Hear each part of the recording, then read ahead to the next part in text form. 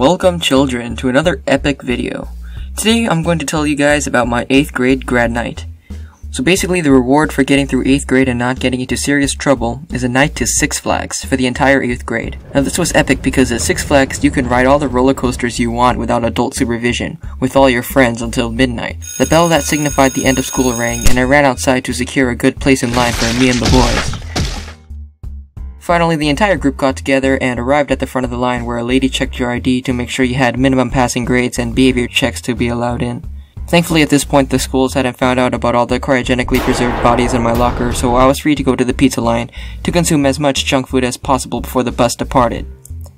I tried to bring my best friend Fortune Buddy with me, but he fell apart into pieces before I could do it. Fortune Buddy is an entirely separate video and I'll make that one later. Thankfully, my friends and I all got the same bus and we boarded and went off to Six Flags. We left behind a former friend of mine, I'll just call him Sandoball, on a bench as we drove off into the sunset. The reason he wasn't able to go was because he ran over a kid in a hall monitor golf cart which ended up killing him.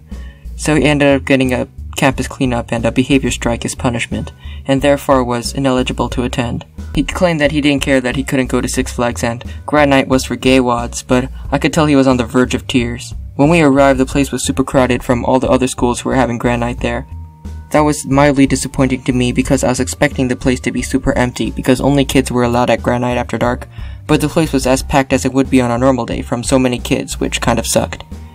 So after we left the bus, our school walked 20 minutes to the security check.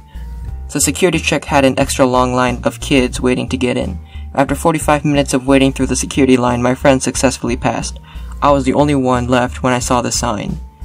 No drugs. Of course, I violated a park rule after waiting 45 minutes in line. The security was looking through everyone's bags with a stick and they'd find all the drugs I hid in my backpack and forgot were even in there. In a panic, I ran from the front of the line, much to the confusion of my classmates, and ran into a secluded bushy area and dumped out all my Scooby-Doo vitamin gummies. And my black tar heroin. I re-entered the security line and was really stressed out because all these minutes wasted in line just to enter the park I could be spending having fun on roller coasters. 3 long years of waiting for this moment, and I'm wasting all my time waiting in line. After 45 long minutes, I finally reached the front of the line again, and I glanced at the sign, and of course, I violated yet another rule. I ran for the front of the line, went into the bushes, threw out my pepper spray, taser, and my LGM-30 Minuteman Intercontinental Ballistic Missile, and re-entered the line yet again. By this time, I was super sad and stressed, thinking about all the rides I could have ridden by now. After 55 long minutes, the line was getting longer now as more schools were arriving. I finally reached the front of the security line when, of course, I violated yet another After I passed through the security line, there was another long line which was for ticket scanning, which then allowed you to enter the amusement park. After waiting an extremely long time, I finally reached the front of the line and was about to enter the park. The girl with the scanner asked me for my ticket when I realized in horror that I didn't have one. I asked where my friends got their tickets and they said that a lady in front of the buses was handing out tickets to the kids. I didn't even see the lady. I didn't receive a ticket. In order to not waste time, I ran all the long distance all the way to the parking lot and to the buses. But of course, she wasn't there. At this point, I was defeated. Without a ticket, I couldn't get into the park. I was considering just leaving the park when I had an idea. I would use my regular season pass to enter the park. The teachers told everyone not to use their normal passes to enter the park because it wouldn't work. The park is closed to everyone except Grad Nite kids and only a special Grad Nite ticket would allow entry into the park. But I had no options left but to use my regular season pass. I waited a long time in the security line and finally entered the line to enter the park, the whole time half sure whether or not my plan would actually work. I finally reached the front of the line. All or nothing. If they rejected my ticket, I would go home. My heart was beating super fast and I got I was so happy after all this time wasted when I could have been riding roller coasters. After all the running and line waiting, I was finally in. I was starving from the whole ordeal, so I went into a nearby restaurant inside the park to buy a turkey leg to eat.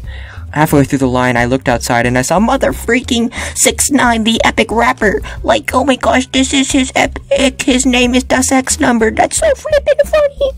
I whipped out my phone and took a video of the rapper surrounded by his entourage of security guards and fans. I managed to weasel my way through the foul-smelling sea of flesh and clothes and managed to get into the center of the crowd and film a video of him. Here's a video I took.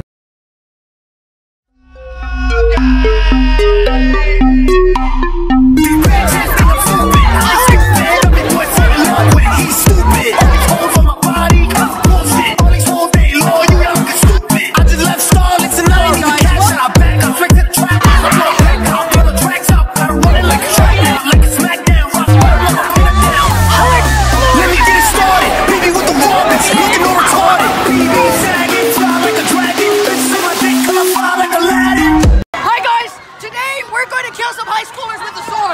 As you can hear, that's my rather unpleasant voice.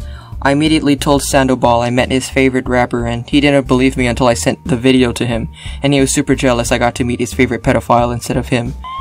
Of course, a couple months after the story, 6ix9ine was arrested for armed robbery or something, so I got to see his last few moments free. Anyways, after I got bored filming 6ix9ine, I left him and went on roller coasters, and nothing interesting happened then. After that, I decided to mess with 6ix9ine and bought a light-up Minecraft sword from the souvenir shop, and I tried to see how many of his fans I could slice with it. As I made my way through the crowd, one of the security guards surrounding him saw me with my Minecraft sword, and he must have thought I was going to try to poke him or something, so he punched me into the next dimension. Afterwards, I took the sword on a few rides. Well, finally, although I didn't want it to happen, the day finally came to a close. Bruised, beaten, and tired, I made my way to the school bus which took me home. You may be wondering what happened to Sandoval. Well, he blocked me on Instagram after I made an entire account dedicated to calling him gay, which ended up amassing 1,000 followers. Anyways, that's the video. Thank you for watching.